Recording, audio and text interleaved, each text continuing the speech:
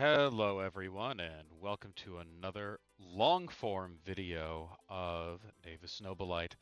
I wanted to make this video because while my uh, wife and I were welcoming our little baby boy into the world successfully, he was happy, healthy, and committing war crimes against diapers at a prestigious rate, I noticed that I got to the mystical, magical 1,000 subscriber mark, and was trying to think of a great way to thank everybody for coming and watching my videos. I know they're not the best quality, but I like to think that they are at the very least acceptable in regards to the commentary. I know I've made mistakes and people have commented about them in my videos, and I've tried to correct them in the comments at the very least as best I can. Special thanks to Sigurath for constantly harassing my videos for any mistake that I may end up making. But I wanted to properly celebrate the 1,000 mark by doing my absolute best to get at least half of you to unsubscribe to me and talk about a topic which has been starting to come up more and more in the comments of my videos, which is the idea of the XR rule set and a lot of the other fan-made rule sets. And I thought it was about time that I actually approached the topic of XR in a broader and longer form conversation. Uh, Full disclosure, my name is in the XR document in the special thanks area. So I I am kind of shooting myself in the foot when I say that I am very much not a fan of the rules. Now, a couple of caveats. I am keenly aware that Battlefleet Gothic is a very old rule set. It is an unchanging rule set. Getting something changed in Battlefleet Gothic is harder than trying to extract teeth from an alligator using a pair of forceps. It's so insanely hard to even fix a known problem in the rule set. It took screaming and kicking and yelling and the demonstration of severe mathematical typos to just get Grey Knights fixed after a decade of them being broken. So rest assured, I get it for everyone who looks at a problem in the rules and goes, why the hell can't they just fix it? It's because it's hard in BFG, and we want it to remain hard. We do not want it to be easy to change these rules because if we do, they rapidly spiral out of control, and BFG effectively is going to be lost as a hobby forever. We do not want to be like Games Workshop's other hobbies, where all someone has to do is come in, demand a change, and suddenly the balance of the game is thrown out the window. Now, this also means that real necessary changes don't tend to be fixed very often. Like I said, real changes and real fixes don't come common. The Grey Knight change was kind of a strike of a moment. It was actually the first time that something actually had been legitimately edited since 2010. So understand that if you, as a hobbyist, enjoy XR, go and play it. Enjoy it.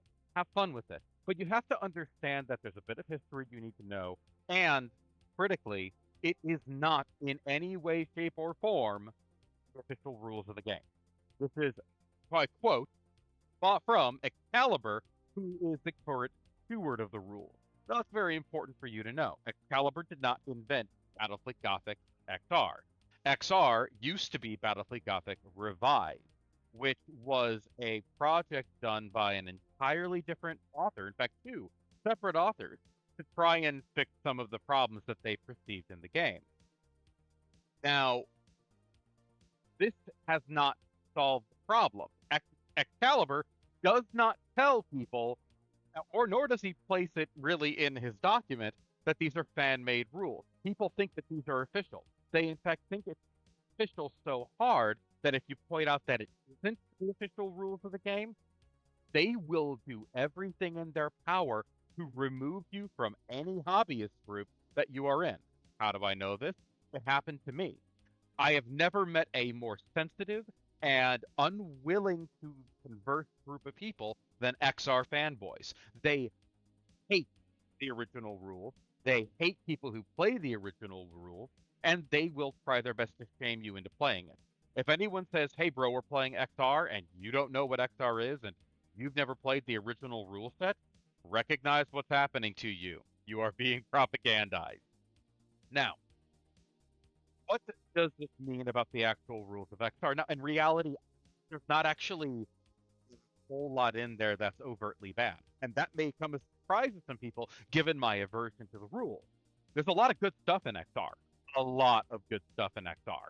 And I will give Excalibur this credit, and I will never take it away from him. He is an excellent editor, he is an excellent document maker, and he is capable of taking rules that are very, very complicated and putting them in ways that make a great deal of sense to the average, the average Joe, which is something that unfortunately BFG Revised is not very good at, because the guy who's compiling uh, Revised is a busy guy and only gets to the revised document when he has free time. This is no insult to Hainscroft. He has a life. He's allowed to have it.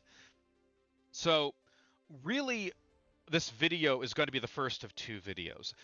This video is going to be talking about the philosophy of BFG and why things that XR does are a problem and why I don't like them. And why, if you are new to BFG, you really do need to start with the official rules before going on to any form of fan-made rules. This involves Battlefleet Heresy, which will get its own video, but this is also XR.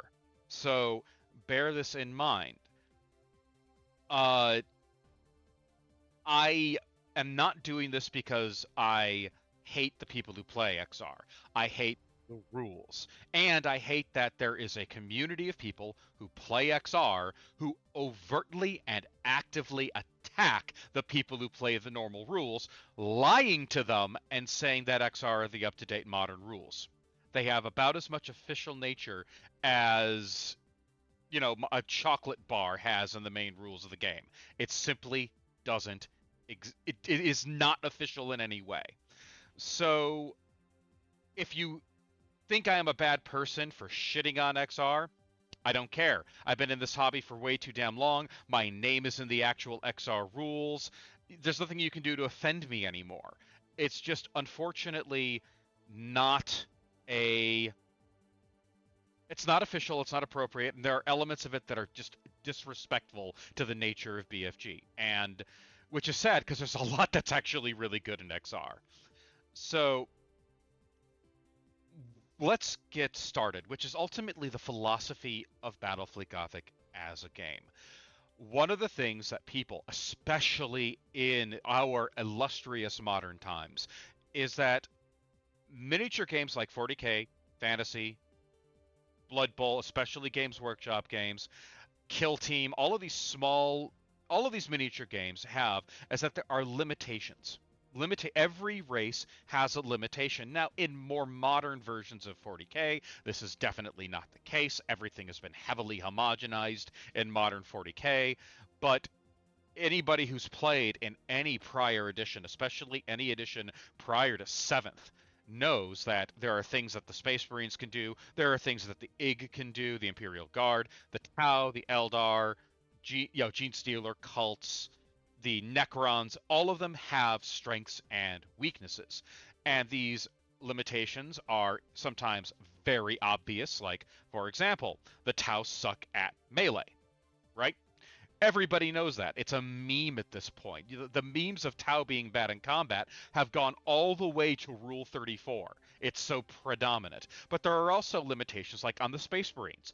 Their obvious weaknesses, they tend to have small model counts, a very elite force. That's amplified by things like the Custodes, which are even more elite and have even smaller model counts.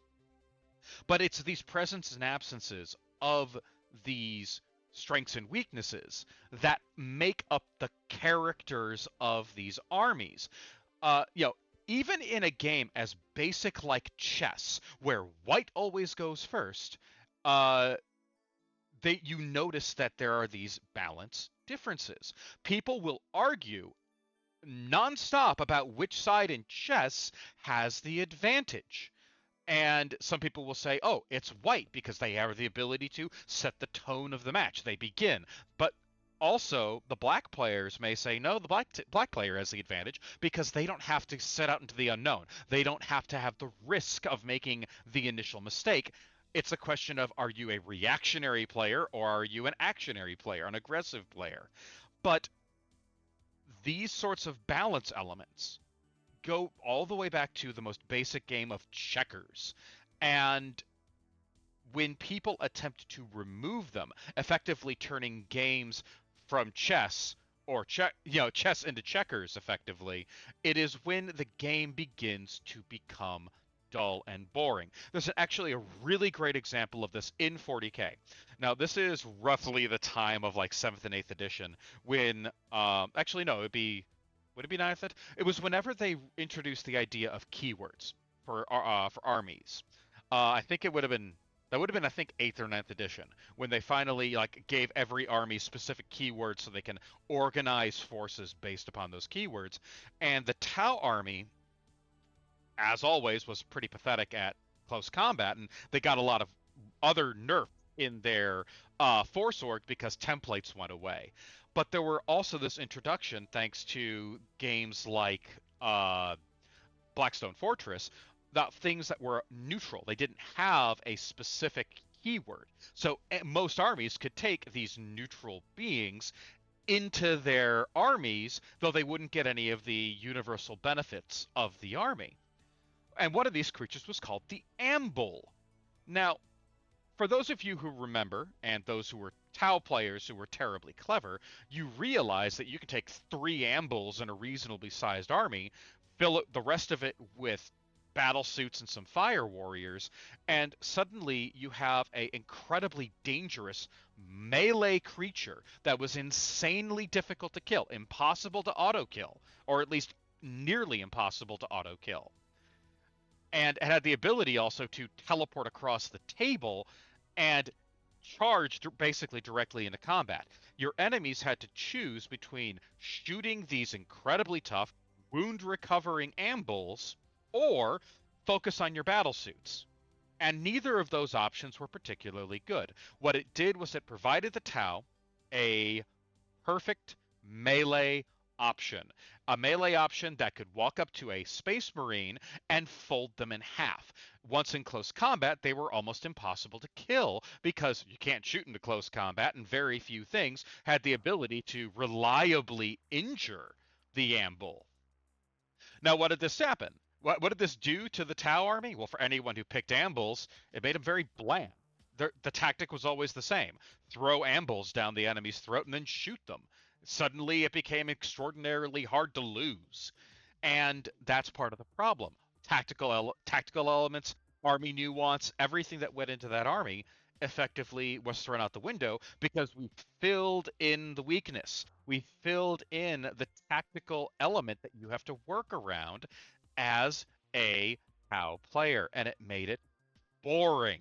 It made it boring for the people who had to fight them because there really was no solution to it. You know, spending 2 rounds beating up an Ambull with a bunch of Terminators means that those Terminators aren't dealing with the Riptides or the Crisis Suits that are currently chewing holes through all of your tactical Marines and Devastators.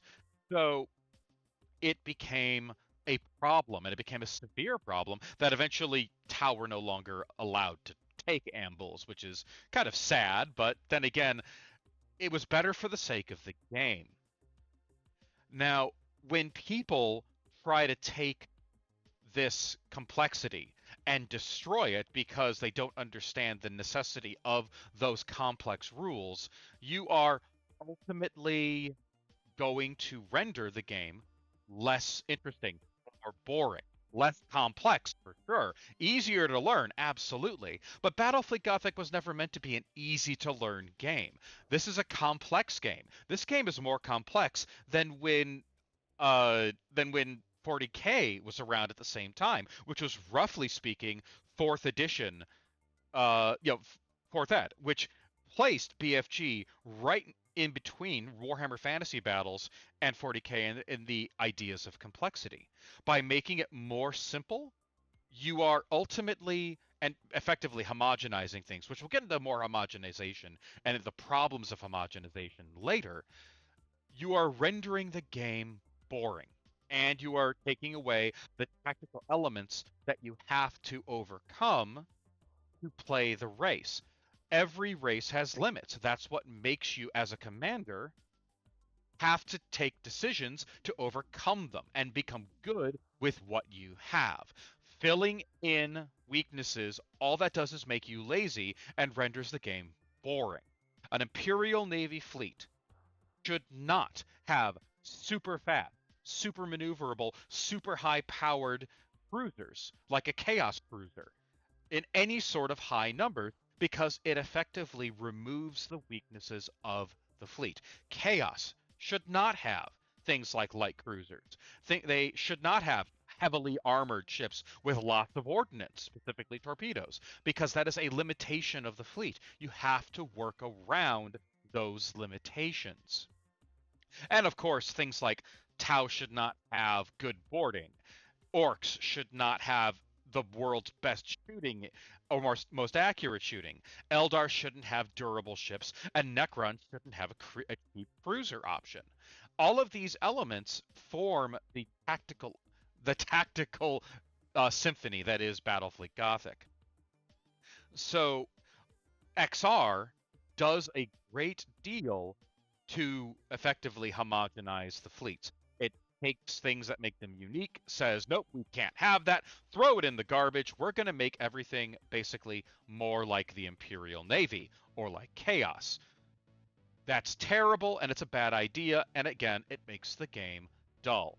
Now, I can't blame Excalibur for this because the major culprit of this problem, the Eldar races, and I'll get into more detail about why the Eldar are a problem later, but the person who made the Eldar fleet never played Eldar. He just came up with an idea that makes them soft chaos, which is sad. Now, let me also move into another issue. Battlefleet Gothic does have a serious problem, and I'm willing to accept this. This is a great elephant in the room, which is in the long time that Battlefleet Gothic has been around, the lore of 40K has moved on. Now, I need to make an important point. Lore and things that come out of the Black Library are not the same thing.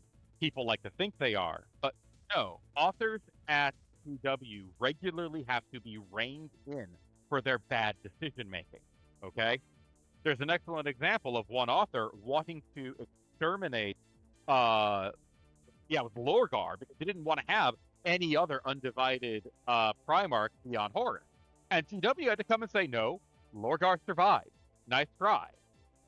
When the writers decided to go in and add things like Glorianas, like Chaos-like cruisers, that lore-wise, because they're in a Black Library book, is questionable when it comes to the game. The lore from the book and the lore in the actual game are not always in concert. Evidence of this, all you have to do is go and look back at Demonifuge and see the Lunar-class battleship, which obviously was meant to be a Lunar-class cruiser, but the writer wasn't paying very much attention. I need not also remind everyone about the legendary multi-lasers on a Land Raider. So remember, Black Library writers are, broadly speaking, but not universally, moronic. They do not pay attention to the details of the game. They're just trying to make a narrative. So when people say, well, the lore says blank, that doesn't actually mean that much. In Battlefleet Gothic, the lore is effectively not as important as the balance of the game. And the balance of the game is far more important than what some Black Library writer or what somebody at Fantasy Flight Games says in their book. Now, something can look really, really cool. Something can be described as really, really awesome, but it doesn't really have a place in Battlefleet Gothic.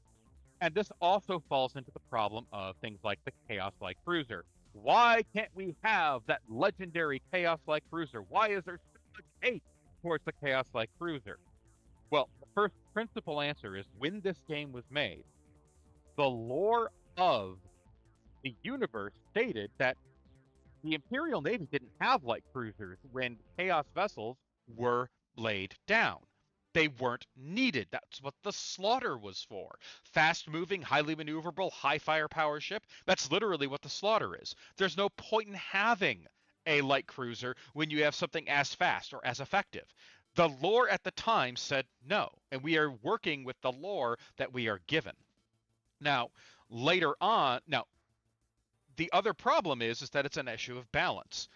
In the Chaos list, you have to give me a good reason why a Chaos light cruiser should exist, especially considering that at 165 points, the Slaughter is already underpointed for the power that it gives you. What is the purpose, tactically speaking, of getting a light cruiser in the Chaos list? What is it going to do, tactically, that the Slaughter can't? Give me a reason to take a light cruiser over Slaughter. And there ultimately isn't an excuse beyond it's a cheaper way to get heavy cruisers and grand cruisers and more battleships, which unfortunately kind of tumbles into a balance issue. Chaos being one of the best balanced lists in the game, allowing the player to bring more of these things, more of these grand cruisers, heavy cruisers, and battleships would have the adverse effect of tipping the balance platter onto the floor. So, no, there will never be Chaos-like cruisers. Partially because it was basically ordained by the creator of the game and the lore at the time, but mostly because it would not be a effective or efficient way of bringing firepower to the table beyond just giving somebody an excuse to take another repulsive grand cruiser. And because I want more big ships is not a good excuse. And I've heard this complaint and this retort, which is players deserve the right to choose. No, players do not have the right to choose. Players have only ultimately one choice, which fleet to pick. They then have to make their fleets within the guidelines of the rules of those fleets. You do not have the right to take dumb shit just because you really like taking 3 repulsive grand cruisers in your chaos list. There's a reason why they're restricted. It is because of balance concerns. The repulsive grand cruiser, point for point, and I've said this in multiple videos, is the single most powerful ship in the game. There's a reason why you can, in a 1,500 point list, there's only one fleet that allows you to take 2 of them, and it is not worth it because all it is a bunch of slaughters and 2 unupgraded repulsives. Good luck with that fleet. It is fun to play, but you are fighting an uphill battle because you have no ordnance beyond 2 sets of torpedoes. It's a rough battle.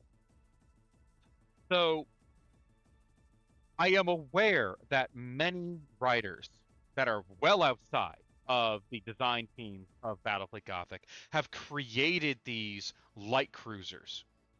And I am well aware that they exist in Black Library. Fortunately, just like many things exist for Space Marines and Imperial Guard and POW and all of these other things that exist in the actual written story lore, they do not have a place in Battlefleet Gothic at this time because there's no way to effectively work them in without creating a whole new fleet with very unique rules, which, to be honest, I would love to make that fleet. I would love to have a light cruiser centric chaos fleet with, very similar rules to things like the Sigmatum Solar, where you have effectively a bunch of light cruisers and a limited cruiser selection and a bunch of these powerful battle cruisers or even grand cruisers for the chaos list, and be able to take more of them with other limitations and benefits to make it balanced, but it would be restricted specifically to that fleet. Another thing that many chaos players don't know is that you actually have the ability to take a light cruiser in your fleet. What you can? Yeah, you have the ability, in accordance with the rules, to take a single Imperial vessel in your fleet. You can take a Dauntless, you can take an Endeavor, Defiant, Endurance, you can take a Siluria if you really wanted. You can have that option, but you can only take one. not like an entire fleet of them. You can't play the Sigmatum Solar nothing but like cruisers and battleships fleet because that is a restriction for balance and flavor. Now, the this of course is leads into another problem that the XR rules kind of do, which is again more of this plot holing and bit bashing uh, elements, adding in ships and adding in options to things that simply did not exist. Many I can't actually complain as hard as I really want to about this because Battlefleet Baka is the greatest culprit of bit bashing wishlisting I have ever seen in my life. The Jovian, the uh, what's it called? The Dominion, all of these new ships, all of the battleship options that they have are literally just things that if people had spare parts laying and not enough to make an official ship, they just kind of glued them together and say, it's a new ship design. I remember a lot of people trying to push these ideas like the Gothic battle cruiser and why that was a terrible idea.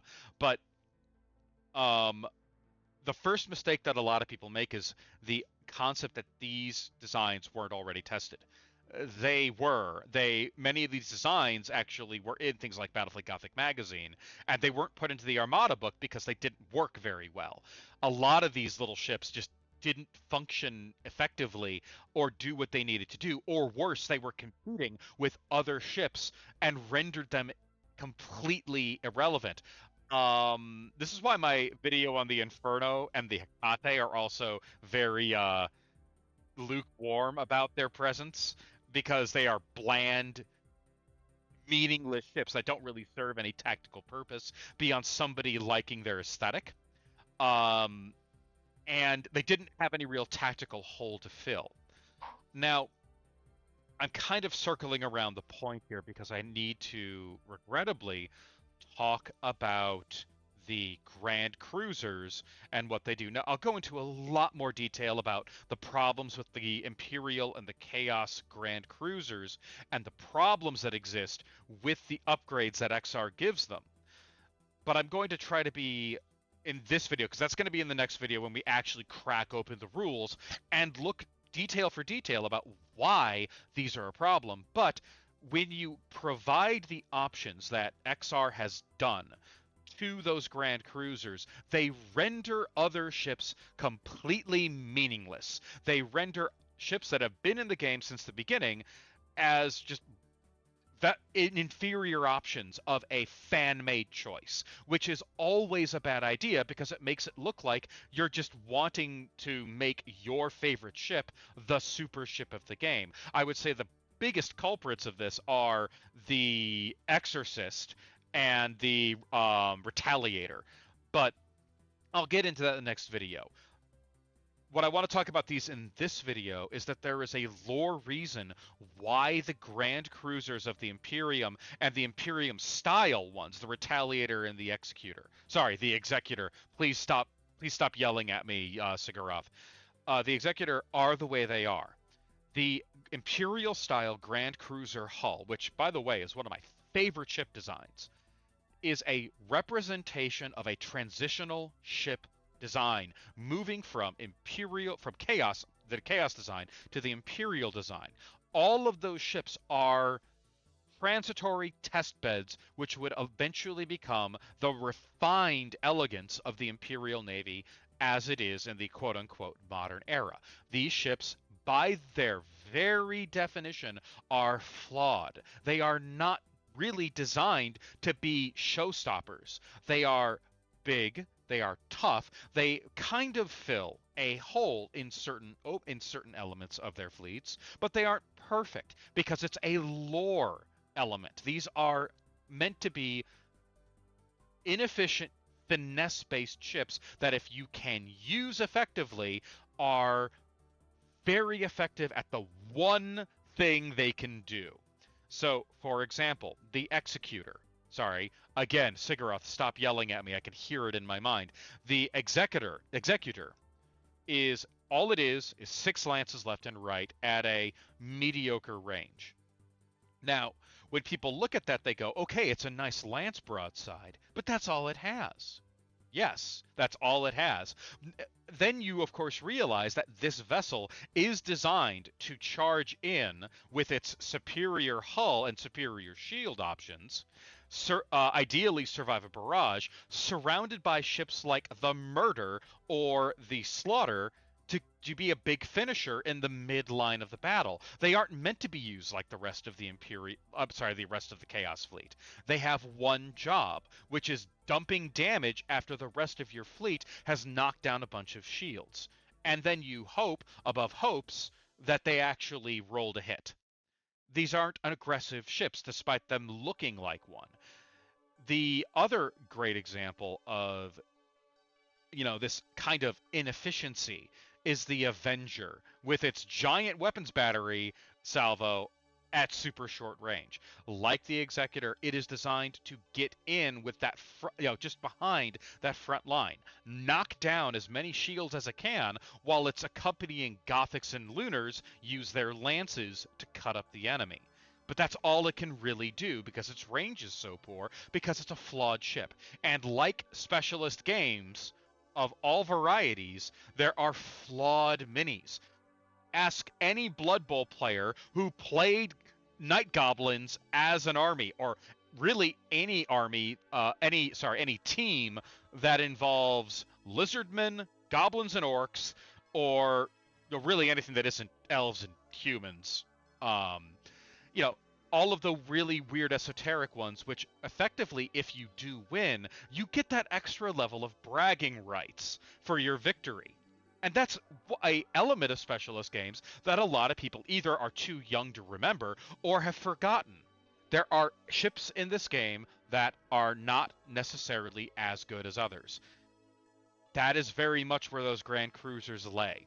They are an option for those who are finesse based, who think they have found a good solution in a 10 hit, 3 shield vessel that may give them a different option in other areas. So the no Grand Cruiser aside from the Repulsive is ultimately meant to be a showstopper. They can be if used correctly, but mostly they are hilarious and excellent bullet sponges because they're all universally quite cheap. Now, there's a lot more here to talk about, but I've gone over a lot of the things involving this, but I need to also bring up a kind of a problem that has emerged only relatively recently, namely the elements of, again, the elephant in the room of old lore and the ideas from Battlefleet Gothic Armada. Now, something that should be brought up, Battlefleet Gothic Armada was heavily influenced by Battlefleet Gothic France, which is its own set of rules that include a lot of things that didn't exist before, and it's just rife with hole filling, especially in the Eldar domain. But the fact that right now, as it stands, the Votann and the Necrons, who are, in my opinion, the biggest elephants in the room, these are two races that have been effectively reintroduced. The Votann being, of course, the squats, and of course the Necrons having their entire lore renovated. It doesn't represent things very well in Battlefleet Gothic. The closest representation we have of the Votann currently are the Demiurge, and it's not a great representation. And of course, we don't have anything that accurately represents the modern day Necron beyond the aesthetic. We, unfortunately, are a little bit screwed for us conservatives here in the Battlefleet Gothic domain, because getting anything changed is like pulling alligator teeth. What we have to actually do is, our only option really is to make our own fan supplements to fill in this hole. That's the problem. We have to literally go the route of XR to fill the problem. Now, XR can do this seamlessly. They can make their own rules. They can do pretty much anything. They can add any ship they want to add, and by gosh, by golly, they have. Over here in the official BFG zone, we have to add it in and do our best to stick with the rules of the old while at the same time introducing something new. And when it comes to the Necrons, they are one of the most delicately balanced fleets in the game. Ask any regular Necron player how hard it is to actually win as Necron. It's very, very hard. They are a high difficulty finesse fleet. But uh, the Votan, we literally know nothing. We have no idea what their ships look like. We got a couple of relatively obscure pieces of art. We don't know what their capabilities are. We know that there's a whole bunch of over-the-top writing about it. Like my favorite one is still them ambushing a Necron tomb ship in the heart of a blue giant star. I, I mean, if they have the ability to do that to the Necrons, why haven't the Votan simply conquered the galaxy? There's no reason for them not to at this point. So obviously, there are many problems that we have to deal with, and we simply don't have the will, which I'm going to explain later, or the core really fix. Now, there are some initiatives to create the Votan in BFG, along with a supplement with a new fleet for the Necrons that will bring rules of their dynasties into it, along with maybe a couple of extra ships that won't rock the boat too hard, because you can't break the balance that's been established. We have to work within those boundaries. Now, going to probably piss off a lot of people with this next segment, and that's okay. I'm here to piss people off. Common problem, which I have heard this complaint many, many, many, many, many times, and I'm sure everyone who's been in this hobby for more than 5 years has heard it. But insert fleet I got my ass kicked by, but never played myself, even once, is overpowered. And this is always levied at the following fleets: the Tyranids, the Tau, the Eldar, the Dark Eldar, and the Necrons. Nobody has ever come forward and said Imperial Navy, Chaos, or sometimes the newer Tau are overpowered, which is ironic because if you have played those other races, the Imperial Navy, Chaos, or new Tau, you know exactly how powerful they are, and you know how much you can absolutely rock somebody's day from any fleet if you know what you're doing. So, these complaints always come universally, absolutely universally, from people who have never played the fleet.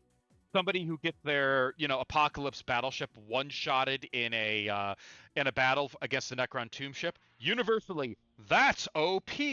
Not realizing that if they manage to destroy that tomb ship, not only does that Necron player lose, there is no way for them to win beyond absolutely destroying every single ship that the competing player has.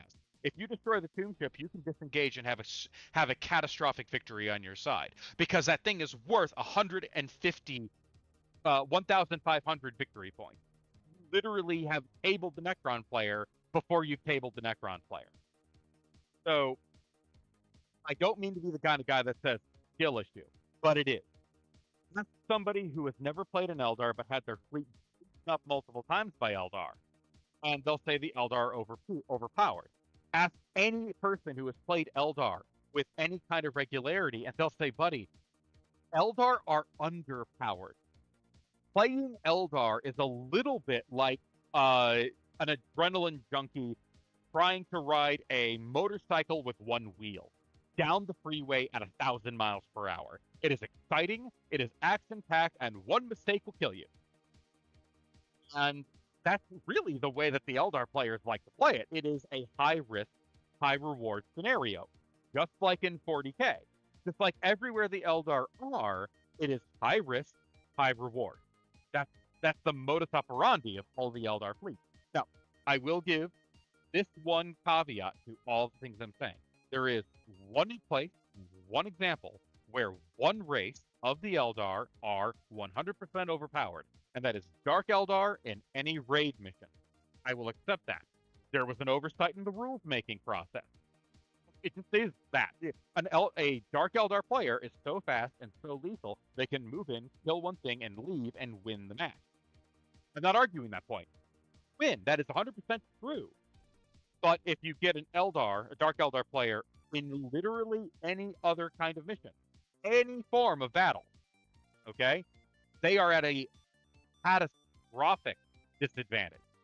They don't do well in prolonged battle because their ships are small, fragile, and that speed that they have is not always helpful to them. overshooting your enemy is a serious problem for Dark Eldar. But the ultimate truth is, if you view a fleet that the official fleet, okay, and you view it as overpowered, you need to turn around, go and play that fleet, play like 10 games with that fleet, and then come back and say, honestly ask yourself, is it really overpowered? Because I'll guarantee you, the first time you play them, you're going to get your ass kicked.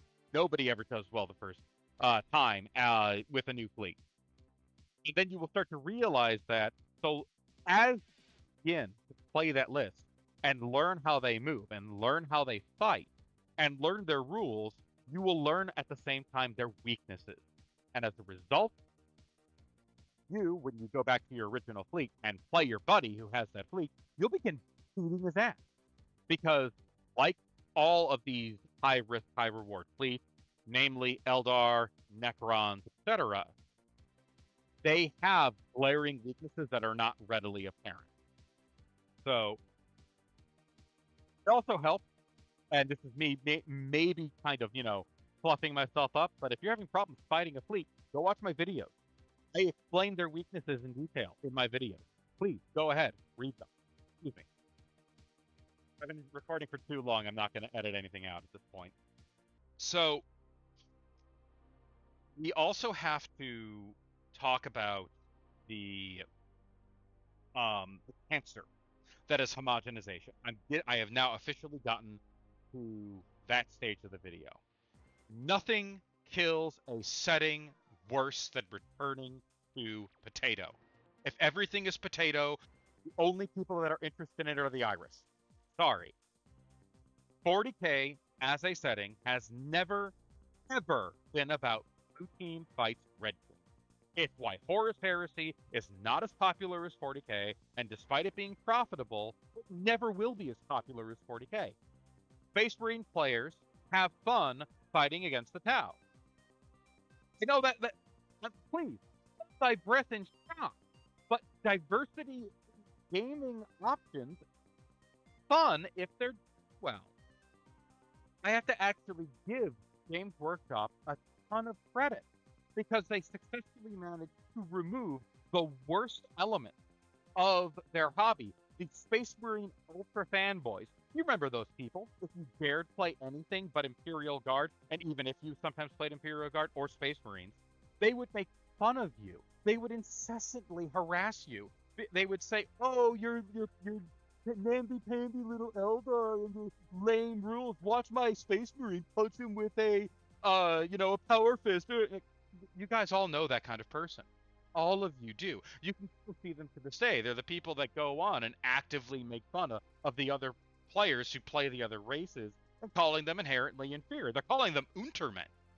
With the creation of Horus Heresy, it literally excised them from the major community and into their own little community where they immediately began spending ridiculous amounts of money on really, really awful resin minis from Forge World for ages before they finally started getting their plastics.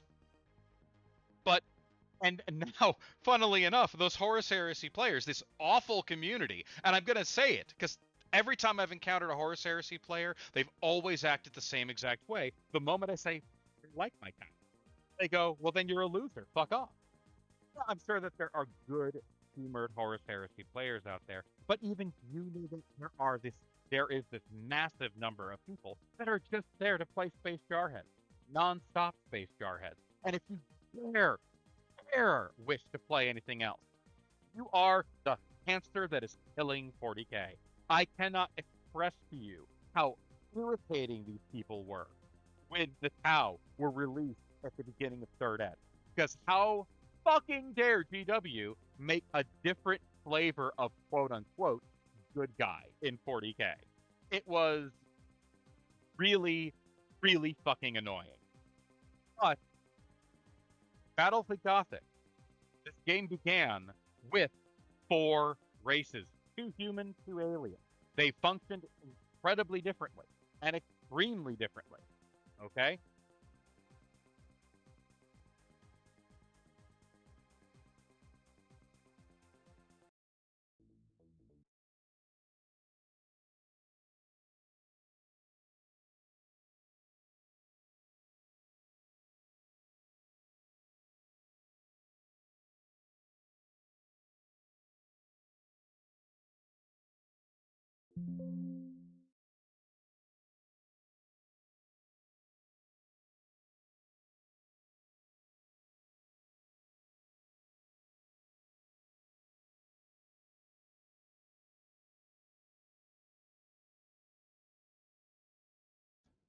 Test. Okay, that was very unusual. My headset abruptly died on me. Whew. Anyway, continuing, because again, this video is too dang long for me to stop and go back and fix anything. The very nature of Battlefield Gothic demands that the races are different and dramatically different, and adhere to the elements of their flavor provided to us by Warhammer 40k, because this is ostensibly a subsection of Warhammer 40k. The uh, the effects of the hands of less than enlightened and skilled rules creators in XR have taken the Eldar, which as a meme and as a trope in this game, breaking all the rules, they force them to start following the rules again. They give them shields instead of holofields. They tone down the holofields as if holofields save you every time, which they don't. They take away their movement rules. They take away so many things that basically render the Eldar just a slightly shootier, less effective chaos fleet. And the homogenization of that by taking away what makes them ethereal, magical, weird, outside the norm, and yet still somehow balanced within the game is an insult to Battlefield Gothic and its elegance and the work that went into making those fleets. Specifically, and again, I know this may sound horrifying to you XR players, the rules for the Eldar, the Necrons, the Tau, all of these races, especially Imperial Navy and Chaos and Orcs, all of them were established and balanced not by the standard Games Workshop throw it at the wall and see what sticks. It was because Andy Chambers played the game nonstop forever. The guy's probably still playing Battlefield Gothic and retrospectively sending information back in time to see to make sure that the game is still at this razor margin of balance, despite what other problems it has. And newsflash to the news players, and possibly a refresher for the old players. And I mentioned this before, Battlefield Gothic is not a simple game. This is not checkers. This is not even chess. This is more complicated than 40k. If you are having problems winning with a fleet, it is far more likely that you are not understanding the tactical elements of your fleet. It is almost certainly a you problem. Yes, I am telling the community to get good. I'm sorry. I know it's offensive, but this is one of the hardest hurdles for anyone getting into this game. Okay? It is a high complexity game. It's nothing compared to Battletech. I can accept that. But for those of you who started with 40K, this game is far more complicated. All right? You are expected to learn and to adapt to new scenarios. If you are encountering things that you've never encountered before and find yourself getting your ass beaten, it's more likely that there's a problem with your ability to adapt. Yeah, you're probably at the first time you're encountering a Necron player gonna get your ass whooped. But at the same time, it's up to you to, for the second battle that you encounter, to learn from your mistakes and take advantage of the enemy's weaknesses. It does not mean I'm gonna go make my own rules with hookers and, well, hookers, because unfortunately we're out of blow.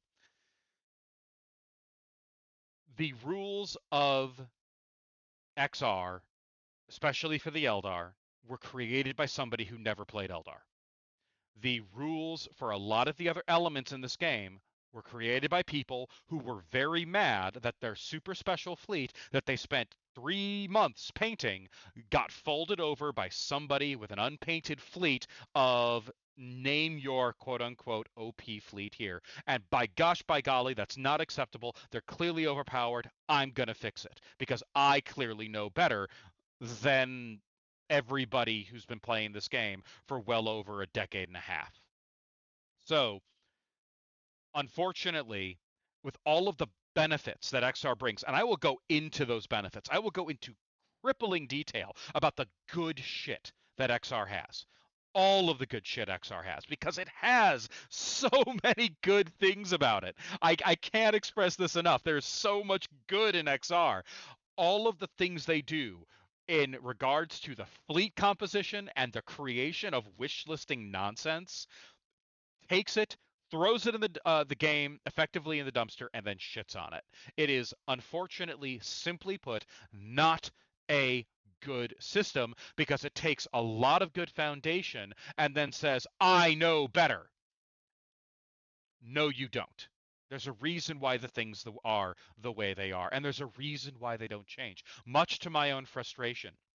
I recently got insanely frustrated because I, above all else, want to see the Solaris-like cruiser, which is the most beautiful miniature made for the Corsair Eldar. And I love the Corsair Eldar and their aesthetic. It is the single most beautiful ship that they have made for that entire list.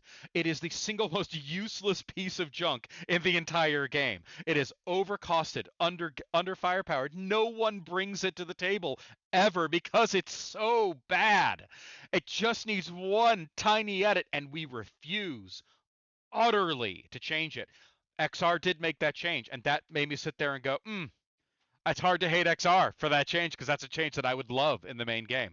But it's everything else that it does, all of the stuff that it adds without any consideration to the balance, the lore, why that thing is not there, is that complete disregard and the absolute arrogance of its players and its creator. Now, this is a personal thing. I have spoken to Excalibur. Excalibur is not inherently a bad person, but he is arrogant. When he was told that people were taking his rules and stating, these are the new official rules of the game, he tried to deny it openly. No, it's always been a fan rule set. And then a person in the chat literally said, no, that I was told that that's what it was.